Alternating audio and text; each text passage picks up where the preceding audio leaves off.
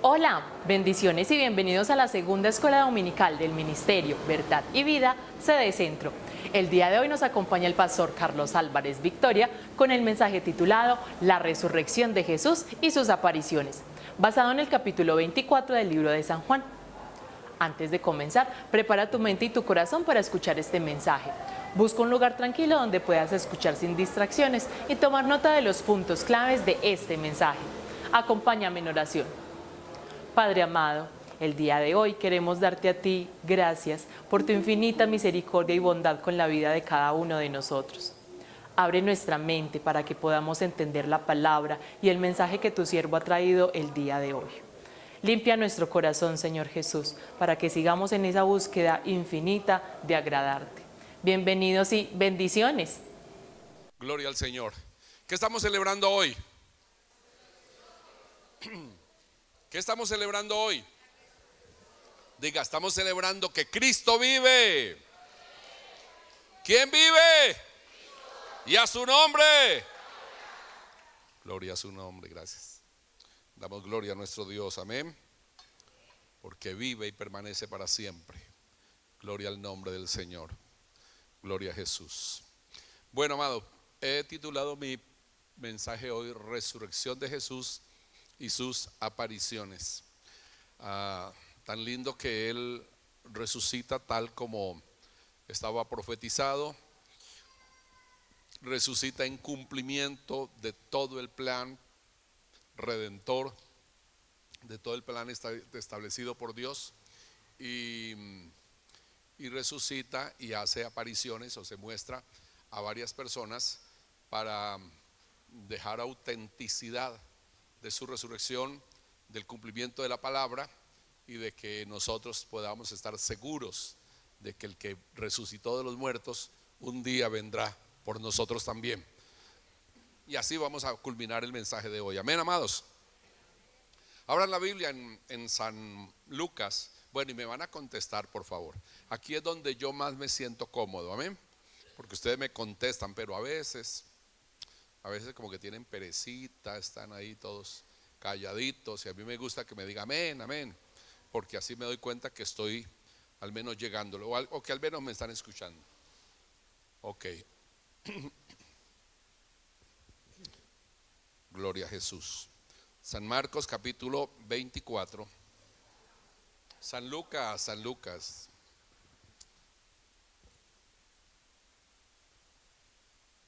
San Lucas capítulo 24. Damos gloria a nuestro Dios. ¿Qué es lo que estoy yo aquí?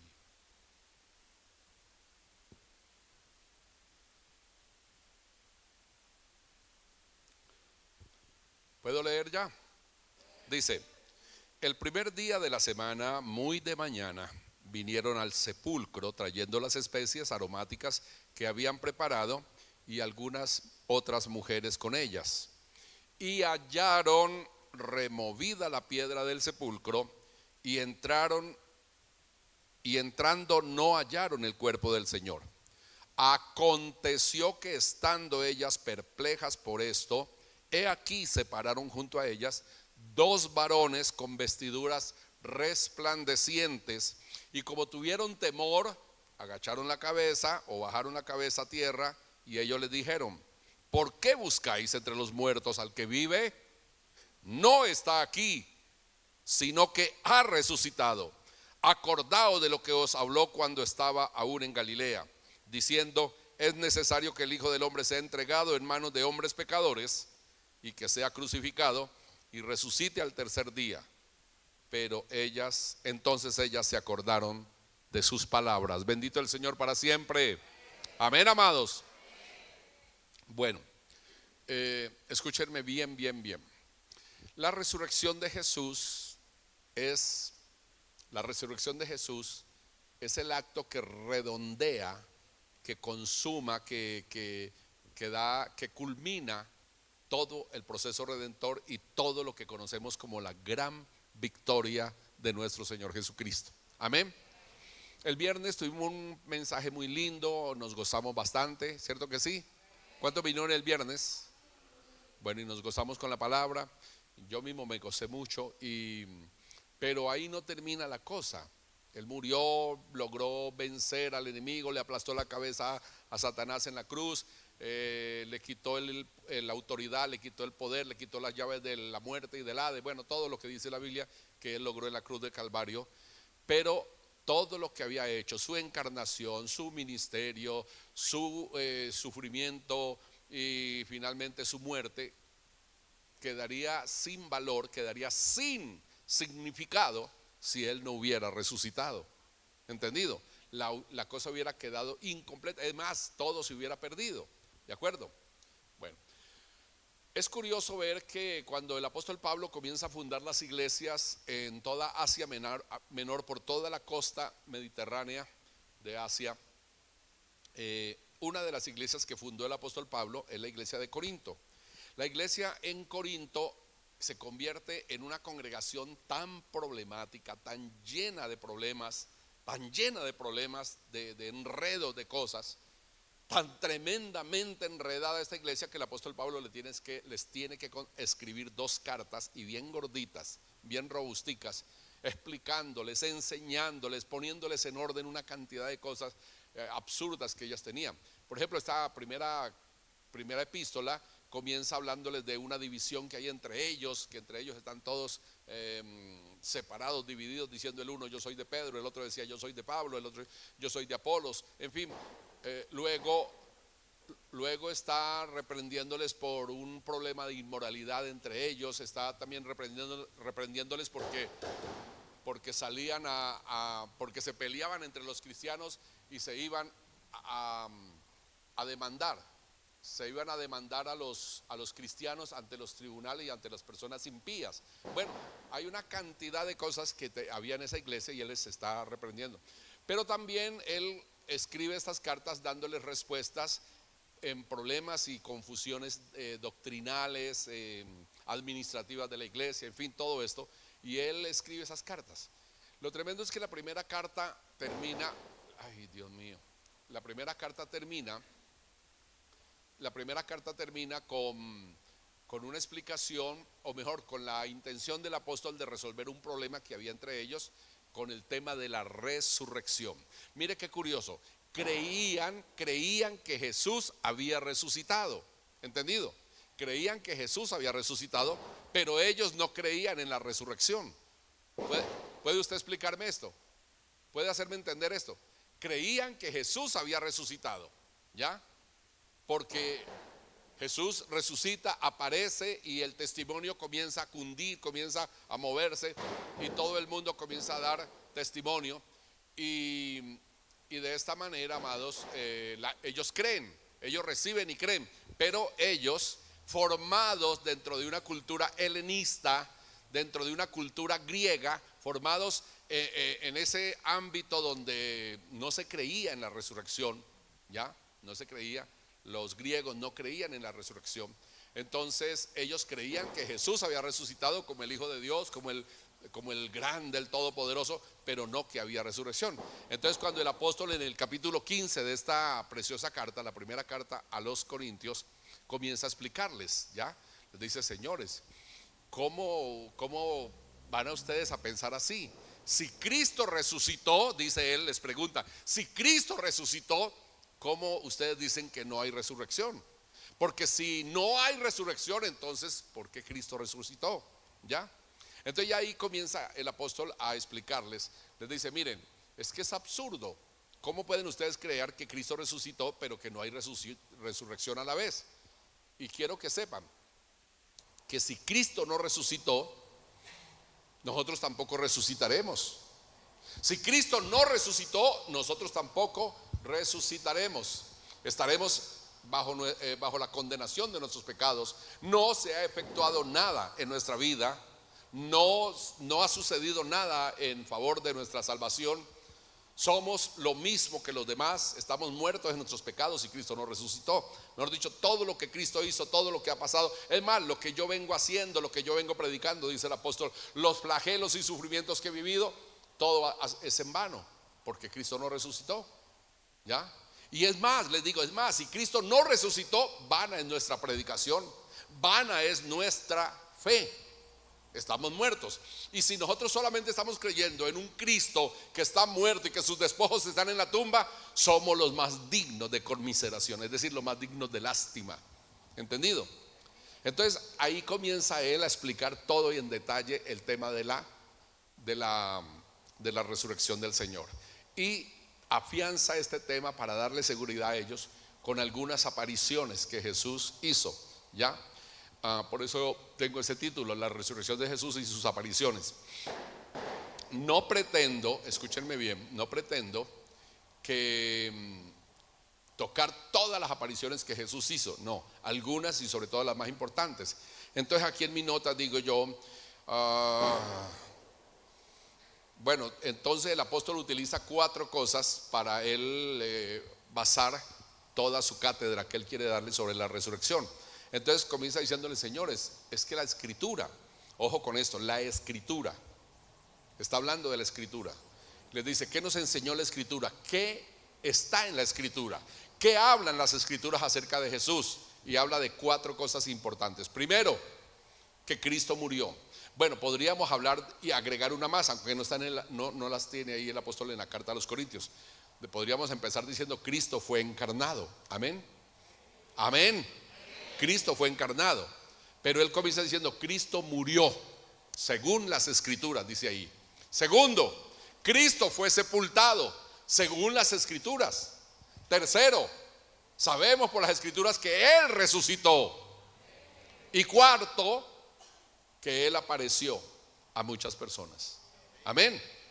Bueno, de esta manera el apóstol senta cátedra sobre el tema de la resurrección para darle a los corintios esa firmeza, esa seguridad, y cambiar esa manera de pensar, ayudarlos a desaprender todo eso que habían recibido desde niños en la cultura griega. Bien, entonces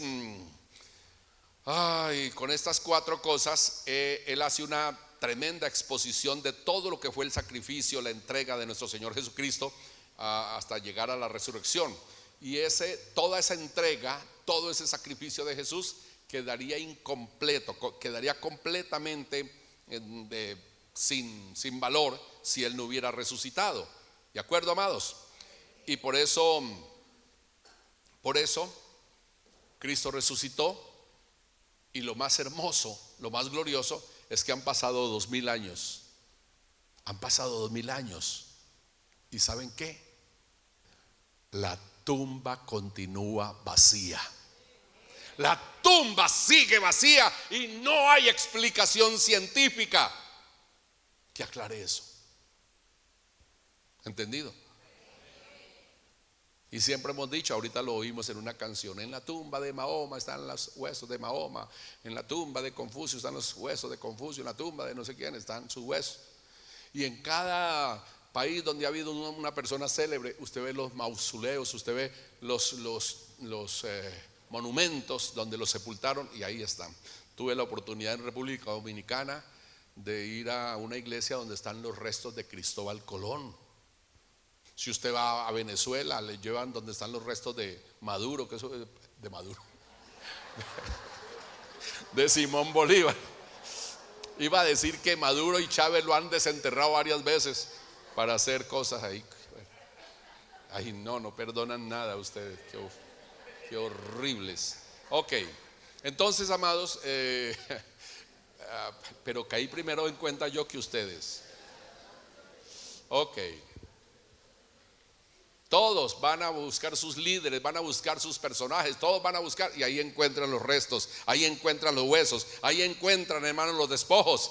Pero la única tumba que está vacía es la que nosotros adoramos, es la que nosotros seguimos, al Cristo de la gloria que resucitó. Amén. Aleluya. Es la única que está vacía. ¿Se pueden ustedes imaginar donde cualquier sector de la ciencia hubiera podido demostrar que Cristo no resucitó, que encontraron los restos de Jesús, que realmente no fue el que murió en la cruz y que de pronto murió en otra parte y que no se sabe dónde lo pusieron? Bueno, que lo pudieran comprobar. ¿Se podría usted imaginar qué sería hoy de nuestra fe, qué sería hoy de la iglesia, qué sería de nosotros? Amén. Pero hermanos, Hay un lugar en Jerusalén muy visitado por millones de turistas.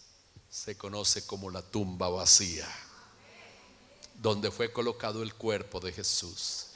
Y aquí donde acabamos de leer, dos mujeres dan testimonio que llegaron y encontraron la piedra removida y no hallaron el cuerpo del Señor.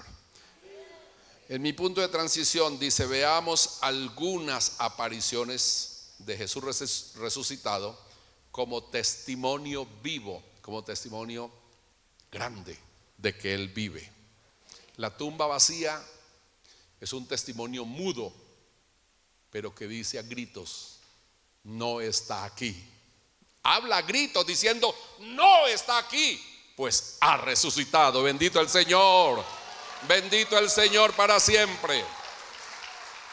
Gloria a Jesús. Bueno, las apariciones. He escogido unas simplemente para dar algunos detalles que a mí me parecen y que considero importantes. Primero, apareció a dos personas que podríamos considerar como los más allegados, más cercanos a Él. Amén. Amén. Hermanas, paren bien la cabecita, paren bien esas orejas, cojan la lengüita y enróllenla para adentro y van a ponerse bien atentas. Amén. Porque la primera persona en ver a Jesús resucitado, primera persona a la que Jesús le aparece es a una mujer. Yo creí que iban a tumbar ese techo las mujeres. Pero yo les dije que enrollaran la lengüita para adentro. ¿Cierto? La primera persona en ver a Jesús resucitado fue María Magdalena.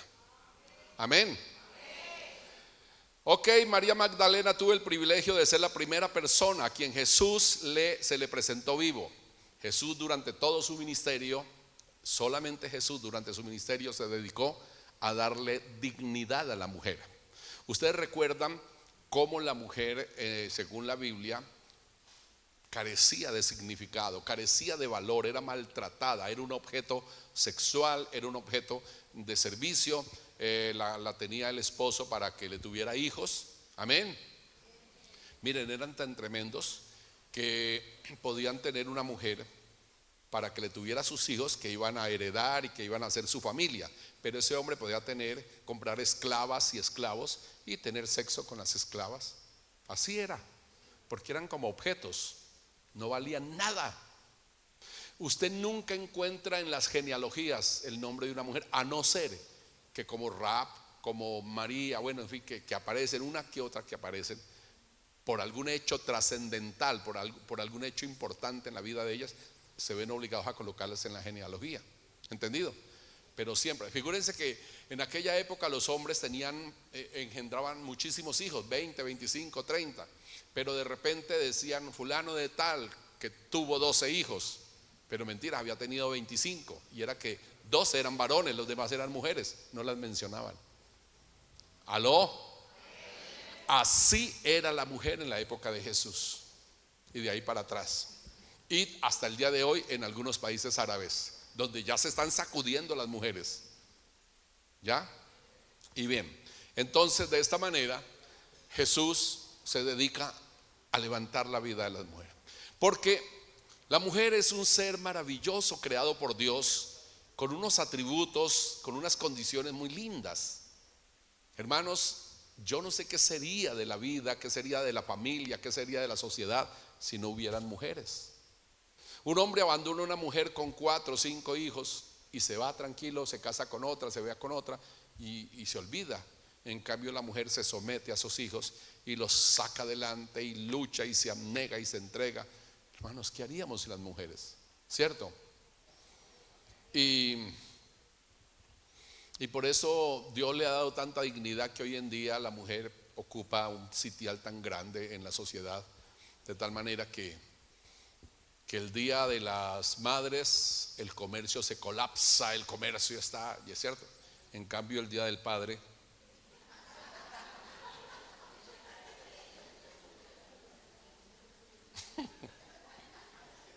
el día de la mujer, eso, hermano, rosas, flores, regalos. Pero no hay cosa más ignorada que el día del hombre. Miren a dónde Dios ha levantado a la mujer. ¿Cuántos alaban a Dios? Amén. Son una bendición del Señor. Hoy en día ya mandan, gobiernan, los regañan a uno, ¿cierto? ¿Ah? Sacaron las uñas. Ok, bueno, pero Jesús vio en la mujer un potencial enorme para el servicio y para el desarrollo de su obra. Amén, amados. Un desarrollo. De ahí el por qué encontramos que en las congregaciones decimos que un 60% son mujeres. Yo aquí miro y veo que son un 80%. Conmigo habemos 20 hombres, 19.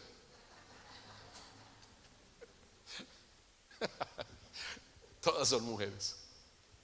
Gloria a Dios.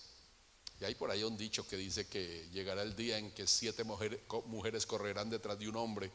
Yo ya tengo un árbol escogido donde me voy a subir. Ok. Jesús vio el potencial en las mujeres y ellas le sirvieron a Jesús, le servían con sus bienes, lo atendían, lo ayudaban. Y si no, mire, cuando él llegaba a la casa de Lázaro, su amigo, ¿quiénes lo atendían? Marta y María. Amén. Y así sucesivamente. Entonces Jesús ve que cuando él se muere, que cuando lo sepultan, las únicas que se interesaron en ir a cambiarle, porque Jesús duró 3 días en la tumba, ir a cambiarle sus aromáticas, ¿cómo llaman? Sus hierbas y toda esa cosa, fueron las mujeres. Amén. Son hermosas, son lindas, son una bendición. Y tan lindo, ustedes han logrado tanto, hermanas, que hasta el apóstol Pablo nos manda a los varones que vivamos con ellas sabiamente y que les demos honor como a vasos más frágiles, dice. Amén. Ay, ¿qué pasó aquí? No. Ok. Entonces, que las tratemos como a vaso más frágil y todo. Jesús le dio dignidad a la mujer y lo primero que hizo fue, después de haber convivido y habiendo sido servido por ellas, él aparece a María Magdalena y de esta manera le da la misión de ir a llevar la noticia, ¿ya? El privilegio, veámoslo así, porque es que andan diciendo que es que porque como hablan tanto de Jesús, quería que la noticia se divulgara por todo el mundo y por eso le apareció a las mujeres, primero que todo, ¿cierto? Pero no es así, es que Jesús quería darle el privilegio a las mujeres. ¿Cierto que sí, hermanas? Hay un en el Apocalipsis donde uno de los sellos es abierto, es desatado, y dice la Biblia que hubo un silencio como por media hora. Entonces algunos escatólogos científicos de la Biblia dicen que era porque no habían mujeres. Que hubo silencio como por media hora, dice la Biblia ahí. Bueno, María Magdalena tuvo el privilegio de ser la primera persona a quien Jesús se le presentó vivo. Jesús durante su ministerio levantó la dignidad de la mujer, dándole igualdad en valores y capacidades frente al varón. Amén. Hoy en día ustedes son una bendición y Dios va a permitir que la obra del Señor siga desarrollándose a través de la acción, el ministerio y el trabajo de cada una de ustedes, hermanas queridas. Muchos hogares han sido salvos por una mujer. En mi casa entró el evangelio por mi madre, aunque conocimos ella y yo juntos, pero mi madre fue la que se afirmó, mi madre fue la que tomó las riendas y bueno, fundó la iglesia en su casa y todo fue muy lindo. Y siempre las mujeres han sido tremendas, laboriosas. Uno viene a la iglesia y no encuentra varones limpiando, no encuentra varones sacudiendo, se encuentran mujeres, ¿cierto? Uno que otro varón por ahí, pero siempre son las mujeres sirviendo, ayudando, gloria a Dios. También le apareció a Cefas, a Pedro, porque Pedro vino a convertirse también en una pieza clave, digamos, no como la Iglesia Católica lo presenta, el primer papa, ¿ya? Porque ya Jesús, tiempo atrás, había tenido con él un encuentro. Cuando Jesús pregunta quién dicen los hombres que soy yo, él dijo: tú eres el Cristo, el Hijo del Dios viviente. Jesús le dice: bienaventurado eres Pedro, porque esto no te lo reveló ni tu papá, ni tu mamá, ni nadie de esta tierra, te lo reveló mi Padre que está en los cielos. Y yo también te digo que tú eres Pedro, y sobre esta roca edificaré mi iglesia, y nada prevalecerá sobre ella. Amén. Edificaré mi iglesia. ¿Y qué es que dice ahí? Y las puertas del Hades no prevalecerán contra ella. Y todo lo que atares en la tierra será atado en el cielo, y lo que desatares en la tierra será desatado en el cielo. Le dijo eso el apóstol Pedro. Entonces ya Pedro quedó como ese líder, ya como que el hombre que tomaba la delantera, el hombre que siempre estaba al frente, el hombre que tenía mayor entendimiento, que la tenía clara en su corazón. Entonces cuando ya Jesús resucita, le aparece a él. Amén. Ahora noten que en la aparición que le hace a él, lo llama para ubicarlo. Pedro, ven acá. Pedro, ¿me amas? Sí, claro, Señor, tú sabes que te amo. Apacienta mis ovejas. Pedro, ¿me amas? Señor, claro, te amo. Apacienta y cuida mis corderos. Y la tercera vez: Pedro, ¿me amas? Señor, ¿por qué me dices que si te amo ya 3 veces? Tú sabes todas las cosas. Ya no le dijo más nadie: tú ya sabes todo, tú me conoces, ya sabes todo. Jesús le dijo: apacienta mis ovejas. Dicen que Jesús se las cobró porque él le negó 3 veces. Y así le preguntó 3 veces: ¿me amas? Amén. Y fue muy bonito. Y esa historia es hermosa, hermanos, porque Jesús muestra que él siempre va a depender del corazón de cada uno de sus escogidos. Amén, amados. Y que lo que haya en nuestro corazón es lo que podemos poner en las manos de él para él poder glorificarse. Pedro iba a ser el que iba a darle inicio a la obra de Dios, a conducir la iglesia, a ser un líder ahí. Entonces Jesús le aparece a él. Dice aquí: Pedro, el apóstol a quien Jesús entregó o había entregado las llaves del reino de los cielos, luego a él le aparece, y luego sucesivamente le aparece a otros apóstoles. Entonces Jesús le aparece a todos los apóstoles. Amén. Amén.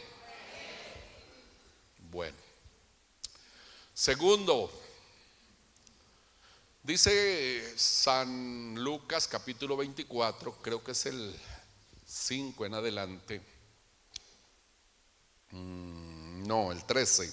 He aquí 2 de ellos iban el mismo día a una aldea llamada Emaús, que estaba a 60 estadios de Jerusalén, es decir, unos 10, 11 kilómetros de Jerusalén.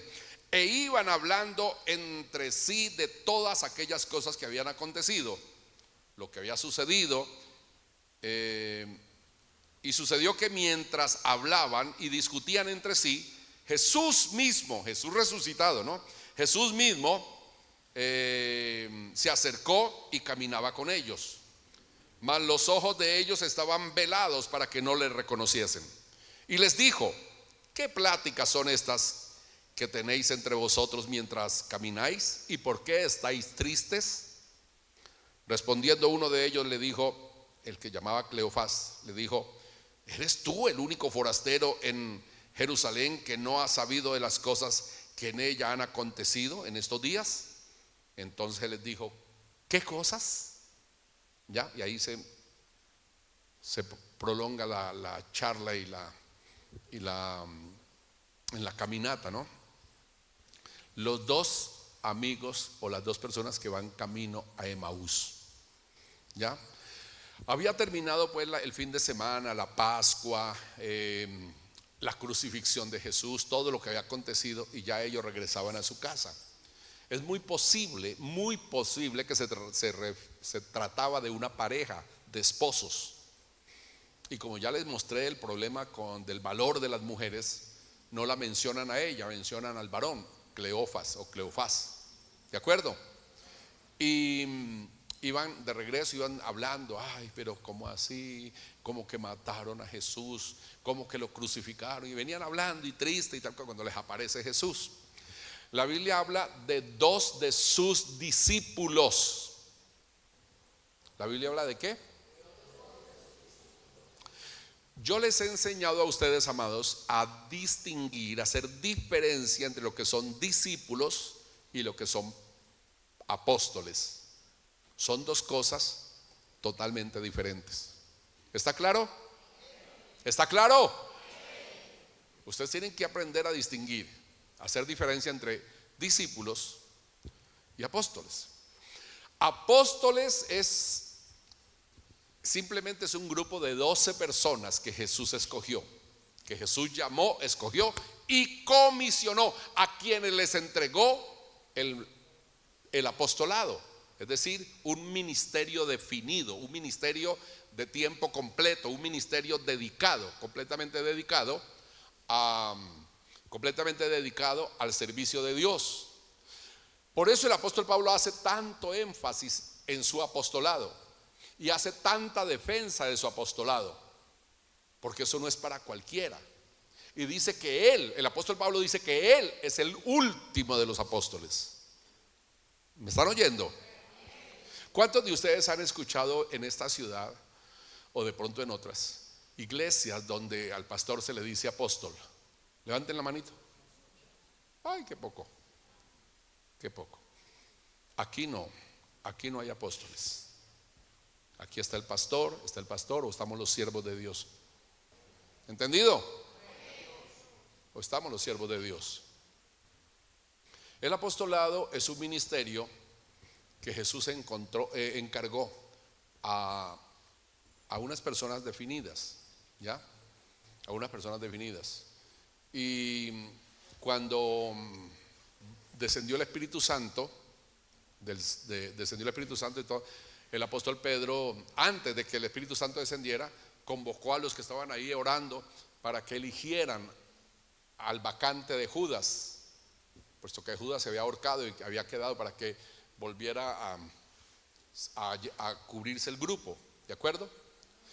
Dicen algunos eruditos de la palabra que ese fue un paso en falso del apóstol Pedro, puesto que este hombre no estaba como en el plan de Dios. Creo que llamaba Matías, que fue elegido, porque el que iba a llenar el número 12 era el apóstol Pablo. Y Matías nunca más se vuelve a saber nada de él, nada, absolutamente nada de él, y no figura, ¿ya? Pero realmente el número 12, que tiene una alta incidencia en la numerología bíblica, tenía que completarse y se completó con el apóstol Pablo. Y él hace esa defensa del apostolado y él dice que él es el último de los apóstoles. ¿Entendido? Ahora, el apostolado tenía unas condiciones, a ver si recuerdo algunas, y si no me ayudan. Tenía que ser testigo ocular del Señor Jesucristo, haber caminado con Él, amén. Tenía que primeramente haber sido llamado por el Señor, haber caminado con Él, haber padecido con Él y ser testigo, haber sido testigo de su muerte y de su resurrección. Carlos Álvarez Victoria, nada de eso. Ustedes no me llamen apóstol. ¡Aló! Porque no soy apóstol. Yo no puedo cumplir ninguno de esos requisitos. Solamente los que lo pudieron hacer. En esa iglesia donde te dicen yo soy el apóstol, dígale, ay no, apóstol, perdóneme, yo me voy otra vez para mi iglesia, dígale así. No, a mí me tienen que decir padre. No, ojo con eso. Ojo con eso. Amén, hermanos. Aquí simplemente somos siervos del Señor. ¿Y qué es siervos del Señor? Servidores de ustedes. ¿De acuerdo? Y si no, vean ustedes, por ahí me paran, pastor, venga, le pregunto esto, pastor, me puede dar una cita, pastor, y así con el pastor Javier, porque somos servidores de ustedes y tenemos que estar dispuestos para servirles. Amén. Y preparamos la palabra, oramos, clamamos y queremos venir a exponérselas a ustedes. Aquí yo estoy como alguien que preparó un plato y lo preparó y lo terminó y lo quedó rico el platito, y ahora vine a servírselos. Amén, amados. Soy un siervo. ¿De acuerdo? No soy un apóstol, no soy padre. Bueno, soy padre de 3 hijos, pero eso es allá con la hermana Marta, no con ustedes. Amén. Ok, que quede claro, ¿cierto? Bueno, entonces apareció a 2 de sus discípulos. Estos son los representantes de todas las personas que en medio de las multitudes seguían a Jesús. Les he enseñado que las multitudes se componían por diferentes tipos de personas.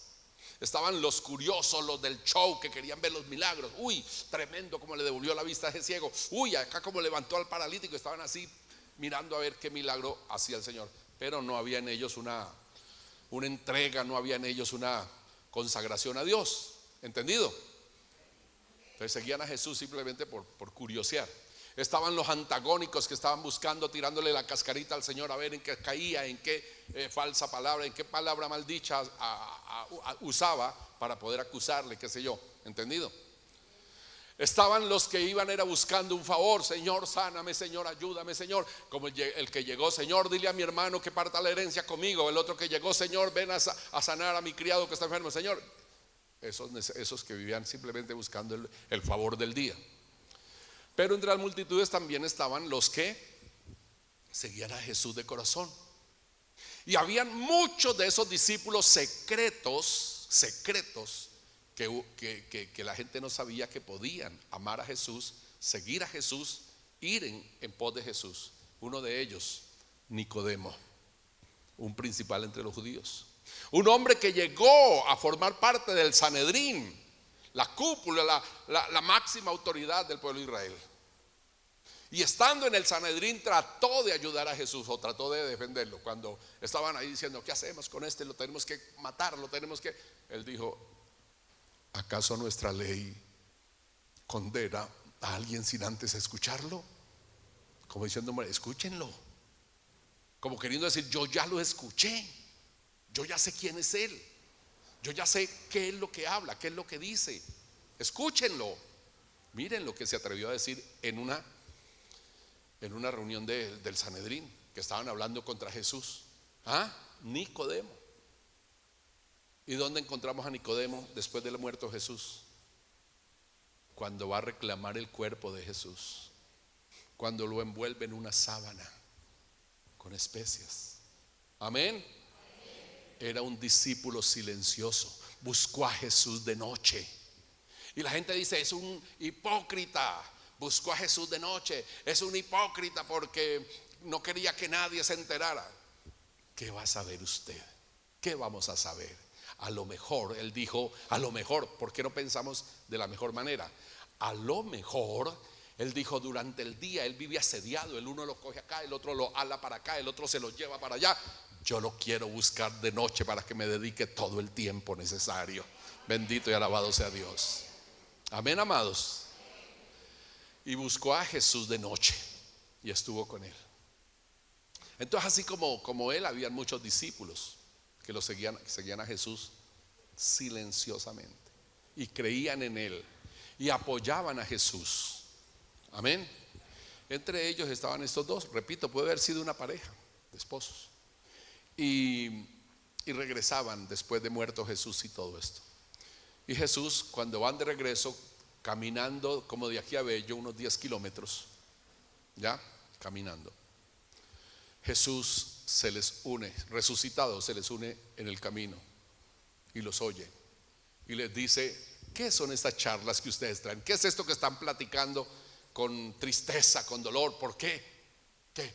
Y le voltean a mirar y dice, tú eres el único forastero, tú eres el único que está en Jerusalén que no se ha enterado de las cosas que han sucedido, de todo lo que ha acontecido este fin de semana. Y le pregunta a Jesús, ¿qué cosas? Él dijo, no, pues de Jesús de Nazaret, hombre poderoso en palabras, hombre poderoso en hechos, y que los gobernantes y que los sumos sacerdotes, los sacerdotes y el sumo sacerdote y todas las autoridades de nuestra nación lo condenaron a muerte y lo crucificaron. Y resulta que nosotros creíamos que él era el Mesías, y creíamos que él redimiría a Israel y que él volvería a poner a Israel en esa posición de nación privilegiada. Pero ahora ha muerto, ahora ya se fue, ahora se nos cayó el carriel, no tenemos nada en quien confiar. aunque unas mujeres que fueron a llevar especias para poner en el cuerpo, regresaron diciendo que el cuerpo ya no está, que el cuerpo fue quitado de ahí, y que aparecieron unos ángeles diciendo que Él ha resucitado. Y eso tiene en vilo a todo el mundo y no sabemos. Cuando ellos terminan de contestar todo esto, así como se los he dicho, Jesús le dice: oh insensatos, oh tardos para entender, tardos para comprender y entender. ¿No saben por las escrituras todo lo que Dios había dicho acerca de Jesús su Hijo? De cómo tenía que ser entregado por hombres violentos, de cómo tenía que ser crucificado, de cómo tenía que resucitar al tercer día. ¿No han leído usted? Y comenzó, dice la Biblia, que desde Moisés hasta la época les refirió toda la escritura. Toda la escritura se las dejó, ¿ya? Cuando estaba terminando Jesús toda esa cátedra, hablándoles de todo el plan profético y todo el plan redentor de Dios en la Biblia con relación a Jesús, y hablándoles específicamente de la muerte, de la resurrección, de la sepultura y de la resurrección, llegaron cerca de la casa, media cuadra de la casa. Entonces dice la Biblia que Jesús hizo como que seguía de largo, y ellos le dijeron: no, maestro, mira, ya está tarde. Maestro, mira, está de noche. Maestro, no te expongas, quédate aquí. No le decían maestro, no, Señor, quédese con nosotros. Quédese con nosotros. Ya está tarde, ya está de noche, quédese con nosotros. Y Jesús accedió a quedarse y sentó a la mesa, cogió el pan, y cuando lo partió para darles a ellos, de inmediato los ojos les fueron abiertos. Y Jesús, y lo reconocieron, dijeron: Señor. Y ahí mismo, perdónenme que los desperté algunos. Ay no, qué vergüenza. Qué vergüenza con los que desperté. Bueno, de inmediato Jesús desapareció. Desapareció Jesús. Y ellos quedaron y se miraban el uno al otro y reflexionan diciendo: ¿no ardía nuestro corazón cuando Él nos abría la escritura, cuando Él nos hablaba? ¿Cuántos han escuchado esa canción, Divino Compañero del Camino? ¿La conocen? Es antigua, pero la canta Marcos Witt, la canta varios. Es muy antigua. Esa canción tiene 80, 100 años de haberse publicado. Hermosa. Divino compañero del camino, tu presencia siento yo al caminar. Y en la parte del coro dice, que es la parte donde Jesús dice que se va de largo, pero ellos le dicen: quédate, quédate, Señor, ya se hace tarde. Te ofrezco el corazón para morar. Hazlo tu morada permanente. ¿Qué me dice? ¿Qué más? Me has dado luz, me has dado luz. Bueno, muy linda.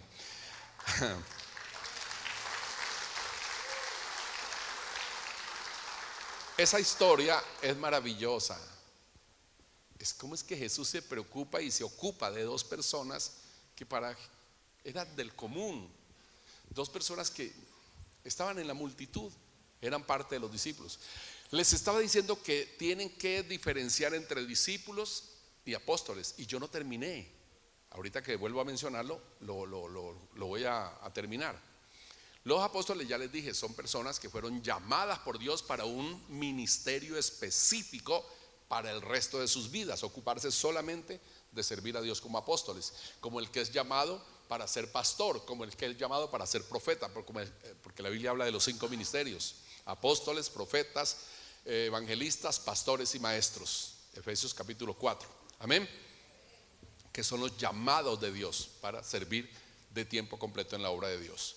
Bueno, hoy en día, y esto se está dando hasta en nuestro ministerio, se habla de los ministerios bivocacionales, porque hay iglesias que no son capaces de sostener a su pastor, no son capaces de darle la comidita al pastor. Entonces el pastor tiene que medio tiempo en la iglesia y medio tiempo haciendo cachuchas para poder ganar el salario, ¿cierto? Entonces no es así. La Biblia no manda eso. La Biblia dice que la iglesia se ocupe de su pastor y lo sostenga, amén, y que lo tenga bien, como ustedes me tienen a mí, amén. Gloria a Dios. Entonces, amados, esos son los apóstoles y los profetas, los pastores, los que tienen ese llamamiento. Pero los discípulos son las personas que escuchan, son las personas que aprenden, son las personas a las que se les discipula, a las que se les enseña, las que están en crecimiento, y son las que conforman el grueso de la obra de Dios, es decir, ustedes. Entonces ustedes son discípulos, como en este momento ustedes están siendo mis discípulos. ¿Aló? Pero ustedes también tienen que hacer discípulos. Por tanto, id y haced discípulos a todas las naciones, enseñándoles que guarden todas las cosas que yo os he mandado. Y he aquí yo estoy con vosotros todos los días hasta el fin del mundo. Eso lo dijo Jesús en la última aparición, ya lo vamos a ver. ¿De acuerdo? Bueno, ok, mis amados, entonces aquí vemos que quiénes eran los discípulos. Estos dos son representantes de todos esos discípulos. Ahora, ¿qué quería? Que como ya Jesús murió, como Jesús murió y fue sepultado y el carriel se le cayó a todo el mundo, ya los discípulos se iban a esparcir y todo esto, pues figúrense si los mismos apóstoles, y aún sabiendo que ya Jesús estaba resucitado y sabiendo que Jesús se le había aparecido a Pedro, un día el mismo Pedro dijo: voy a ir a pescar otra vez, voy a ver cómo me va, a ver si retomo el negocio de la pesca.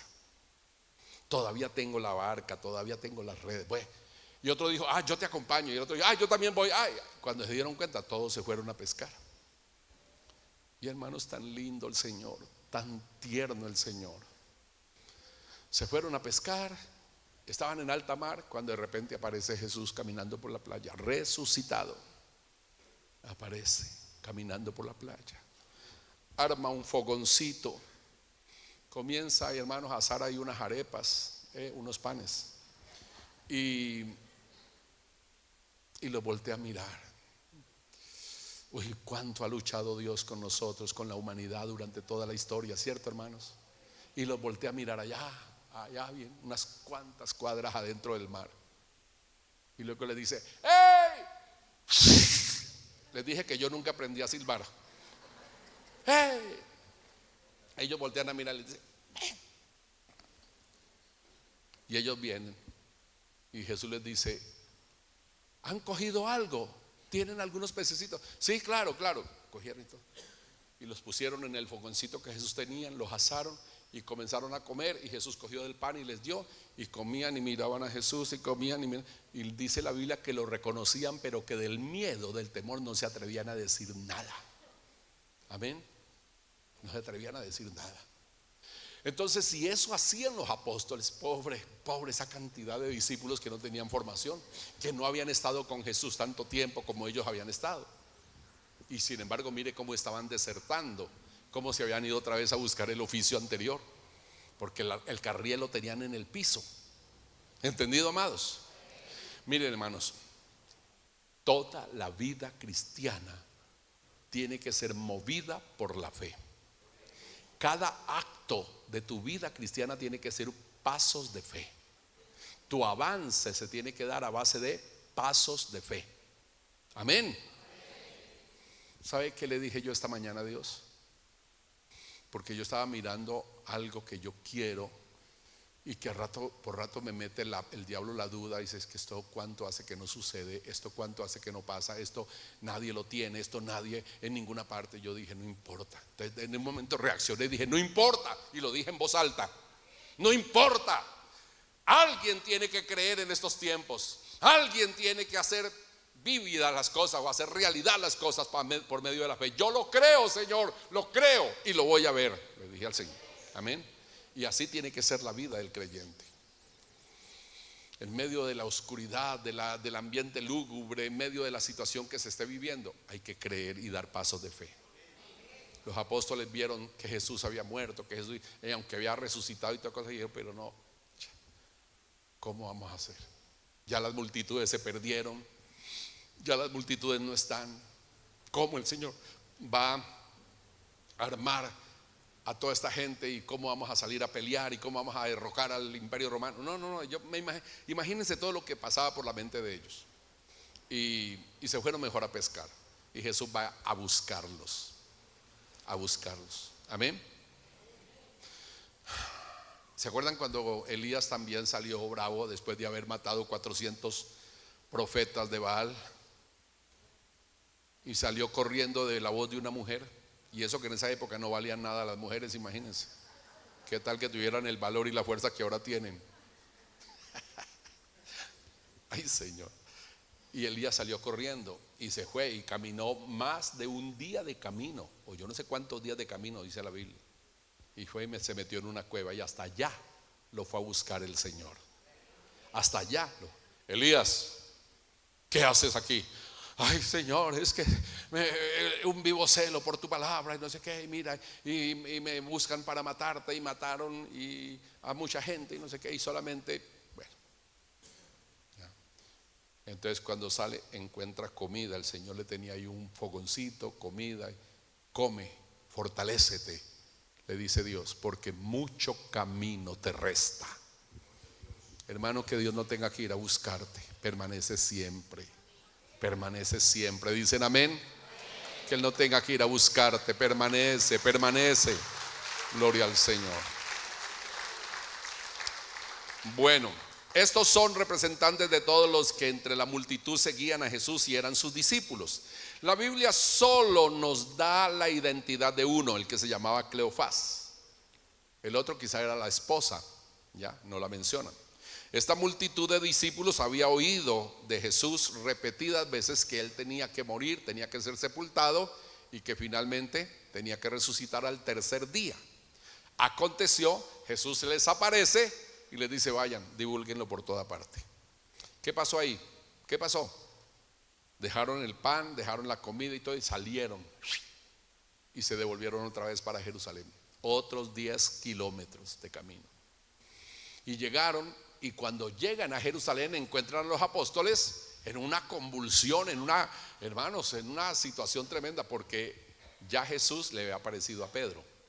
Y estaban diciendo, ya le había aparecido a María Magdalena. Entonces estaban en esa confusión. Y llegan ellos a decir, íbamos en el camino y Jesús se nos apareció. Y comienzan a contar, hermano. Entonces ya comienza a divulgarse por todo lado que Jesús había resucitado. Bendito el nombre del Señor. Qué hermoso, amén. Tercero, vamos para el tercero. Dice, apareció, les hablé del apóstol Pablo, que les está explicando a los corintios, ¿cierto? Porque ellos creían que no había resurrección. Entonces les da 4 puntos. Cristo murió, Cristo fue sepultado, Cristo resucitó y apareció a muchos. Apareció primero a Cefas, apareció a no sé quién, a Jacobo, apareció, dice él. Dice el apóstol Pablo ahí en 1 Corintios capítulo 15. Y dice, y por último me apareció a mí. Pero antes dice, apareció a más de 500 hermanos. Es la única parte que se menciona esto, que es la última aparición de Jesús después de 40 días de estar resucitado. Después de 40 días de Jesús estar resucitado, apareció a más de 500 personas, es decir, a un conglomerado, a un grupo de los seguidores, de los discípulos, ¿de acuerdo? Pero aquí ya no los llama o no les aparece para que divulguen que están vivos, que divulguen que ya, no, porque estos dos ya habían hecho la tarea. Los llama y los convoca para la gran comisión. Entonces esta última aparición tiene hermanos, unos contenidos tan importantes que ustedes deben grabar hoy. ¿De acuerdo? Tan importantes. Primero, como les digo, ustedes se habrán preguntado como yo me he preguntado, ¿cómo? Si esas multitudes tan grandes que seguían a Jesús en todo lugar, inmensas. Una vez le dio de comer a 5,000 sin contar mujeres y niños. Se considera que era una multitud de alrededor de 15,000 personas. Otro día le dio de comer a 4,000 sin contar mujeres y niños, quizá unos 10, 12,000 personas. Y así sucesivamente, pero esta vez solamente habían 500. Bueno, le voy a explicar el por qué. Porque eran personas solamente de Jerusalén. ¿Entendido? Solo personas de Jerusalén.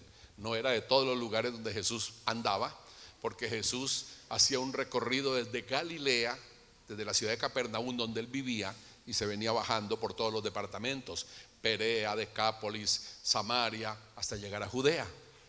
¿Ya? Y se quedaba en cada uno de esos departamentos, en algunas ciudades, predicando y enseñando. ¿Ya? Y así, hermanos queridos, la palabra de Dios era difundida por el Señor Jesús. Entonces en toda parte encontraba multitudes que lo seguían. A veces se subía, hermanos, hasta arriba a las regiones de Tiro y de Sidón, que quedaban aquí en la costa con el mar Mediterráneo, acá arriba, más arriba del mar de Galilea. Hasta por allá iba el Señor. Y entonces en toda parte encontraba multitudes, pero acá era solamente los de Jerusalén, y habían 500 más o menos que se reunieron con el Señor. ¿Cómo los convocó? No se sabe. Si por redes sociales, por volantes, no se sabe cómo, pero allá llegaron. ¿En dónde? Ojo, el lugar. ¿En dónde? En el Monte de los Olivos. Van a ver el por qué es importante ese lugar. Amén. Y es la última aparición de Jesús, porque en ese mismo momento, cuando Él aparece, en ese mismo momento, Él asciende al cielo, a vista de todos los que estaban ahí. ¿De acuerdo, amados? Bueno, entonces, a la vista de todos los que estaban ahí, Él ascendió al cielo. Entonces tengo aquí: esta última aparición después de 40 días de resucitado sucedió en el Monte de los Olivos. Bueno, primero les dije que aparece a 500 personas que son de esos discípulos de las multitudes. ¿Por qué? Porque a ellos, antes de irse para el cielo, les tenía que entregar la gran comisión. Hermanos, el tema de la gran comisión, hermanos, el tema de la gran comisión es la razón de ser de la iglesia. Es la razón de ser de habernos el Señor rescatado, de habernos redimido, de habernos trasladado del reino de las tinieblas al reino de la luz, para hacer la obra que el Señor necesita, de divulgación, de evangelización, de discipulado, de ganar almas, de hacer libres a las demás personas, de sanar enfermos, de echar fuera demonios, de hacer todas las cosas que el Señor nos encomendó. Y eso se lo encomendó a todos, a los 500 que estaban ahí en representación de la iglesia del Señor en todos los tiempos y en todos los lugares. ¿Me estoy haciendo entender? Usted es responsable de hacer discípulos. Ahí fue cuando les dijo: toda potestad me es dada en el cielo y en la tierra, por tanto, id y hacer discípulos a todas las naciones, enseñándoles que guarden todas las cosas que os he mandado, y aquí yo estoy con vosotros todos los días hasta el fin del mundo. San Marcos dice que les dijo de otra manera, les dijo: por tanto, id y predicad el evangelio a toda criatura. El que creyere y fuere bautizado será salvo, mas el que no creyere será condenado. Y estas señales seguirán a los que creen: en mi nombre echarán fuera demonios, hablarán nuevas lenguas, tomarán en las manos serpientes. Si bebieren cosa mortífera no les hará daño, y sobre los enfermos pondrán sus manos y sanarán. Y esa comisión nos dejó. Luego, recomendaciones: quedaos en la ciudad de Jerusalén, no se dispersen, no se vayan, quédense en Jerusalén hasta que seáis investidos de poder de lo alto, porque seréis llenos del poder del Espíritu Santo, y me seréis testigos en Jerusalén, en Samaria, en toda Judea y hasta lo último de la tierra. ¡Qué gran comisión! Amén. Dejó todo organizadito, dejó todo trazado. Bendito el nombre del Señor. La iglesia del Señor no quiere entender eso. La iglesia de Dios no son sino consumidores, con todo respeto. Vienen aquí y ya, y cuando no les gusta el culto: ay, estuvo tan maluco el culto. No, es que tocaron ahí dos muchachitos que no. Y el pastor salió, fue con unos chistes y se puso a cantar, imagínense ustedes. Y salen criticando. Porque somos consumidores, porque somos amadores de sí mismos, porque primero yo, segundo yo, tercero yo, y no me importa la obra de Dios, no me importa la gente perdida, no me importa el reino de los cielos.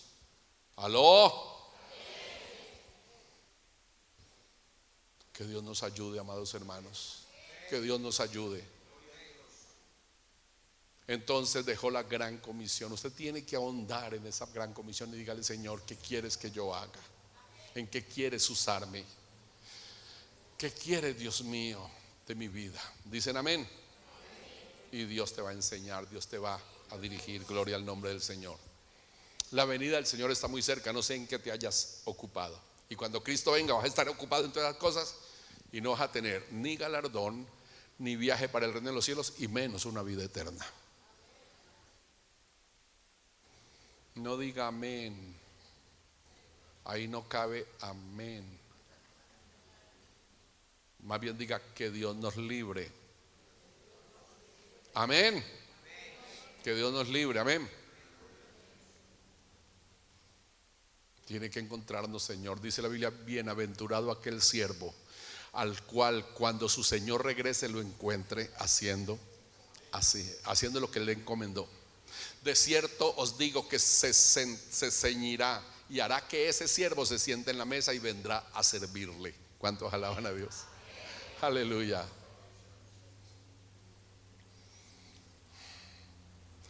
Les dije, yo no sé si, fue en Bello que dije, pero hace mucho tiempo les dije a ustedes, y les voy a decir algo que de pronto no sé qué les parezca, ridículo, lo que usted quiera. Hace muchos años yo comencé a soñar con un anhelo. Un anhelo. La predicación para mí es una pasión, es algo increíble. ¿Ya? Miren, hermanos, ustedes me hubieran visto anoche o esta mañana que me levanté a las 5 de la mañana, ustedes podrían saber por qué les digo que la predicación para mí es una pasión. Toda la semana de Semana Santa he estado trabajando mucho mi garganta, hablando mucho. El viernes estuve predicando en Itagüí, aquí, de aquí me fui para Bello, en fin.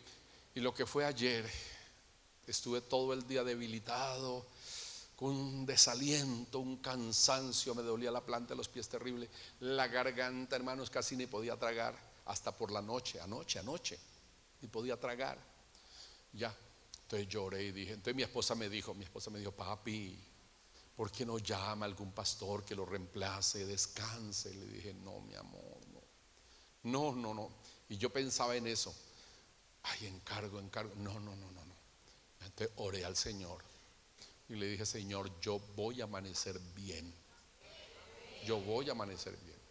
Me acosté, me desperté 3 veces en la noche. Me acosté a las 11:30 de la noche.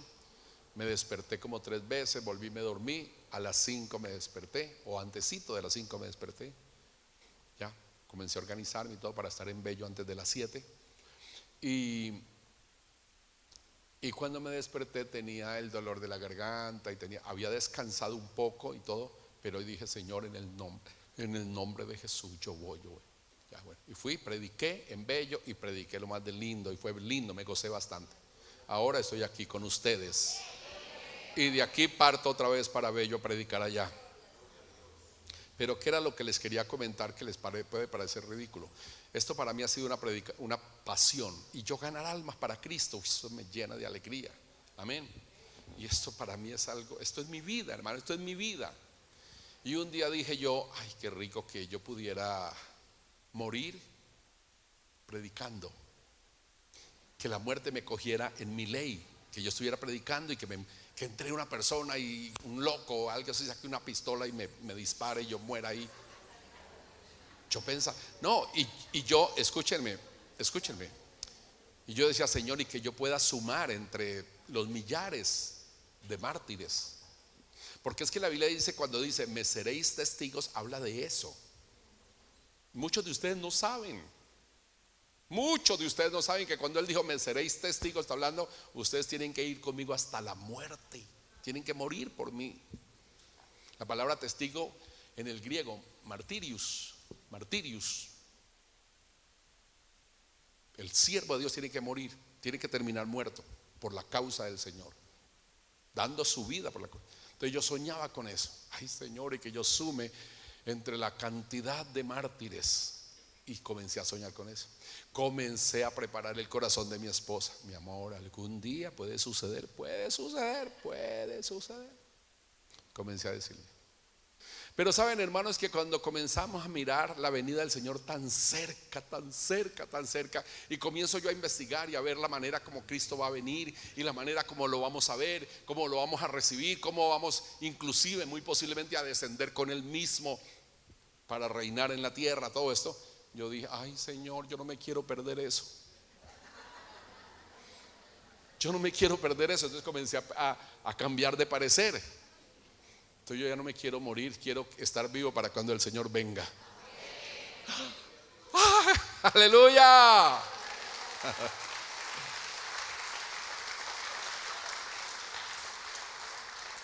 Está a las puertas.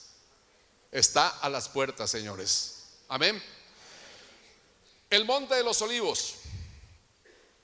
Entonces Él estaba ahí con ellos, con esas 500 personas, que es la única referencia que hace Pablo de ellos.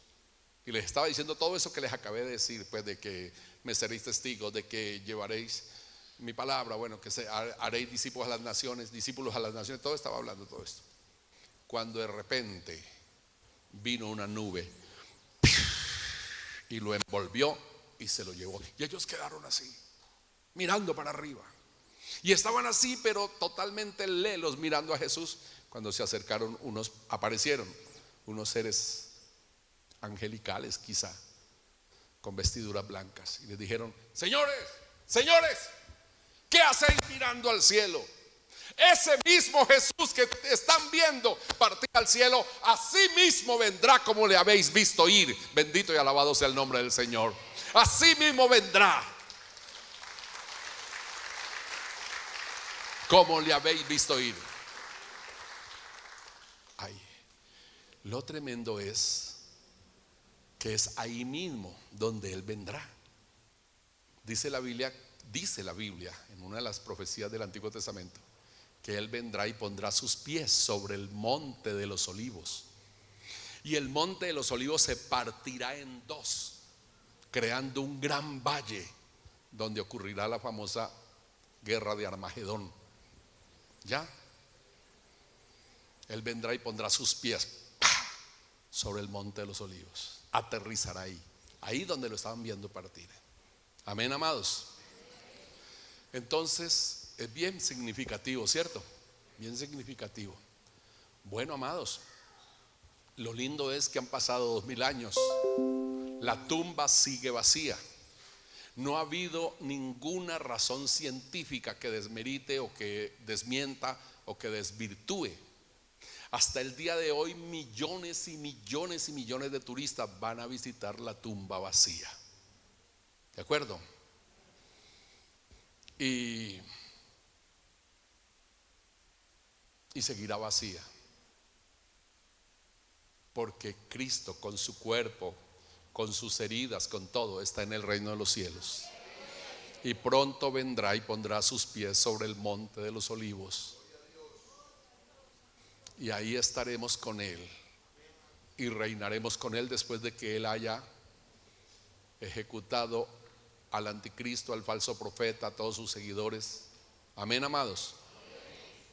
Haya acabado con todo este engranaje que tenía el diablo aquí, y entonces establecerá su reino por 1000 años. Amén. Con cada uno de nosotros, su iglesia.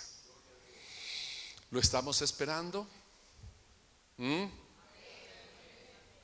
El apóstol Pablo, bueno, aquí dice: esta última aparición después de 40 días de resucitado sucedió en el monte de los olivos, donde también Jesús ascendió al cielo y donde también pondrá sus pies en su segunda venida para reinar en el milenio. Esta última aparición de Jesús dejó consumada su victoria sobre el diablo, sobre el mundo y sobre la muerte. Amén. Acuérdense que Pablo le dice a los corintios: Él murió, Él fue sepultado, Él resucitó. Es decir, todo esto venció Él. Bendito el nombre del Señor. Esta victoria nos abriga a todos en la vida cristiana. Ya ni el diablo, ni el mundo, ni la muerte tiene potestad, tiene poder sobre nosotros. ¿Quién nos separará del amor de Cristo? Nadie podrá. Ni tribulación, ni angustia, ni persecución, ni hambre, ni desnudez, ni peligro, ni espada, ni lo alto, ni lo bajo, ni lo profundo. Absolutamente nada nos podrá separar del amor de Dios. que es en Cristo Jesús. Aleluya.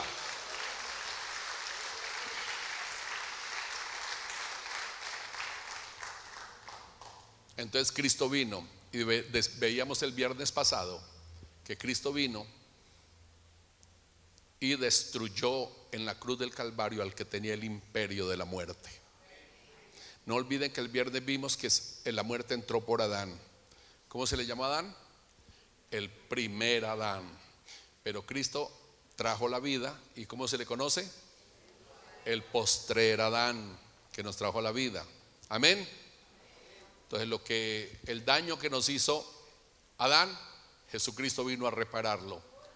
Y con su muerte en la cruz destruyó a Satanás, el que tenía el imperio de la muerte, y le quitó las llaves de la muerte, le quitó las llaves del Hades. Y ahora dice en el Apocalipsis 1:8, creo que es, dice: yo soy 1:8 creo que es, yo soy el primero, por decir algo. Bueno, el pastor Javier me lo va a mirar. Ya, dice: el que estuve muerto y todo, mas he aquí que vivo y tengo las llaves del Hades y de la muerte. 1:18, Apocalipsis 1:18. Y tengo las llaves del Hades y de la muerte. ¿Cuántos alaban a Dios? ¿Por qué Jesús tiene las llaves del Hades y de la muerte? Porque se las quitó a Satanás. Le quitó todo poder, le quitó toda autoridad, le quitó todo. Satanás, desde que el hombre cayó en pecado y cayó en desgracia, se dedicó a robar, matar y destruir, a robar, matar y destruir. Pero ahora Cristo vino y le quitó todo ese poder. No tiene poder sobre ninguno de nosotros. Ahora es tan lindo, como decíamos el viernes pasado, que ni siquiera, miren hermanos, hasta el nombre del deceso fue cambiado. Ya no se llama muerte, se llama dormir. ¿Cómo se llama? ¿Se acuerdan la canción? Mas cuando muera yo, no deben llorar. Me desentoné. Porque viviendo estoy con Cristo el Señor, será un leve dormir y un eterno despertar, cuando en la mansión de gloria, coronado de victoria, Cristo nos recibirá. Aleluya. No vamos a morir. Va a ser solo un leve dormir. ¿Va a ser solo qué? Y un eterno despertar. ¿Cuántos alaban a Dios? Aleluya. ¿Cuántos lo esperan? ¿Cuántos lo esperan? Qué lindo como termina el apóstol esta cátedra a los corintios. Dice: bueno, señores, ya les expliqué, si Cristo resucitó, ¿cómo dicen ustedes que no hay resurrección? Ahora, si no hay resurrección, entonces Cristo no resucitó. Y si Cristo no resucitó, entonces ¿qué estamos haciendo aquí? Apague y vámonos. Porque van en la fe, van en la predicación, es el trabajo, vano es el sufrimiento, vano es todo eso. Y estamos dependiendo de un hombre que tiene los huesos en la tumba. Somos los más dignos de conmiseración y de lástima. Eso termina diciéndoles. Pero ¿qué está escrito? Dice, ¿qué está escrito? ¿Qué dice una escritura? Sorbida fue la muerte en victoria, dice.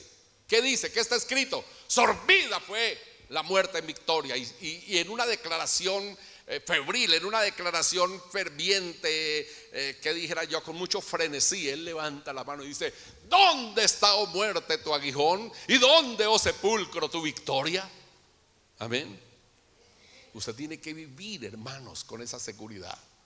Ya la muerte no se enseñoreará de nosotros. No puede hacerlo con Cristo. Desde los salmos, desde el Antiguo Testamento venía diciendo que el salmo decía: porque no dejarás que tu siervo vea corrupción, no dejarás que mi cuerpo se pudra en la tumba. Le quiso decir, ya, no dejarás mis huesos en la tumba, ni que tu siervo vea corrupción. Dice la Biblia: la muerte no se enseñoreará de ti. Amén. Así sucede con cada uno de nosotros. Pero que se murió mi abuelita, que era buena cristiana. No, se murió, no, durmió en el Señor. Durmió. ¿Cuántos alaban a Dios? Aleluya. El apóstol Pablo culmina este precioso capítulo 15 de su carta a los Corintios con una vibrante declaración de victoria cuando dice: ¿dónde está, oh muerte, tu aguijón? ¿Y dónde, oh sepulcro, tu victoria? Declara a la muerte como el postrer enemigo que será vencido cuando éste sea lanzado en el lago de fuego. Bendito el nombre del Señor. Amén, amados. Pero hasta hoy, si usted sigue firmes, nada que ver con la muerte. Amén. Va a dormir. Yo decía, no sé dónde, en estos días, que a mí me ha tocado asistir a muchos funerales, me ha tocado asistir a muchas personas, como dicen los católicos, me ha tocado ayudar a bien morir. Así dicen, ¿verdad? A mí me ha tocado estar en muchas personas que están agonizando. Me ha tocado asistir personas que no conocen al Señor y hasta en la hora de la muerte lo rechazan y lo rechazan. Y yo he ido por cumplirle a la familia, por qué sé yo, y he estado ahí y rechazan, y ya ellos pierden porque el demonio se apodera de sus mentes, anula la voluntad de ellos. Hermano, ya ellos no tienen capacidad. Por eso nunca digas que en los últimos minutos te arrepientes. No, tú no sabes lo que el demonio hace. No vas a tener oportunidad. Y me ha tocado ver esas personas haciendo unas muecas terribles, muriendo de una manera desastrosa. Hermanos, es horrible verlos morir así. En cambio, me ha tocado asistir a cristianos que uno ni se da cuenta en qué momento mueren. Cuando uno no se da cuenta, tienen una sonrisa en su boca y ya partieron con el Señor, y uno no se dio cuenta. Amén. Así fue cuando yo vi morir a mi madre. Fue tan hermoso y quedó tan linda. Y no se nota, hermanos. Apenas se ve que quedó dormidita con una sonrisa en la boca, en la cara, porque apenas durmió. Nada tenebroso, nada miedoso, nada, hermanos, por qué tenerle miedo. Amén. Bendito y alabado sea el nombre del Señor. Cristo viene pronto. Y en el lugar donde ascendió, ahí mismo pondrá sus pies. Y ahí todo ojo le verá cuando aparezca su señal en los cielos. Damos gloria a Dios que a tiempo el Señor nos permitió conocer su palabra. Damos gloria a Dios que todavía estamos en sus caminos. Pero camino mucho nos resta. No sabemos mañana qué puede acontecer contigo. ¿De acuerdo? Y yo no sé cuántos de los que hay aquí, el Señor los ha tenido que ir a buscar porque se apartaron. No juguemos más con el Señor. Yo me convertí hace 50 y pico de años, 53, 54 años, desde 1972. Y Dios nunca ha tenido que irme a buscar a ninguna parte. Nunca me he descarriado, ni siquiera lo he pensado. Nunca lo he pensado. He vivido lo que usted no se imagina: pruebas, vicisitudes, humillaciones, peligros. He estado al borde de la muerte cantidad de veces, accidentes, miles de cosas. Y aquí estoy. Amén. Hasta que Cristo venga. Pónganse de pie, por favor. Y digámosle: Señor, ayúdame a permanecer. Ayúdame a cumplir la gran comisión. Ayúdame, Señor, hacer el trabajo, la tarea que me encomendaste, para que cuando tú regreses me encuentres haciendo así. Amén, amados. Cierren pues todos sus ojitos. Gloria al nombre del Señor. Todos sus ojitos, por favor. Estamos orando. Dando gracias al Señor. Dios mío, gracias. Padre, te bendigo en el glorioso nombre de Jesús.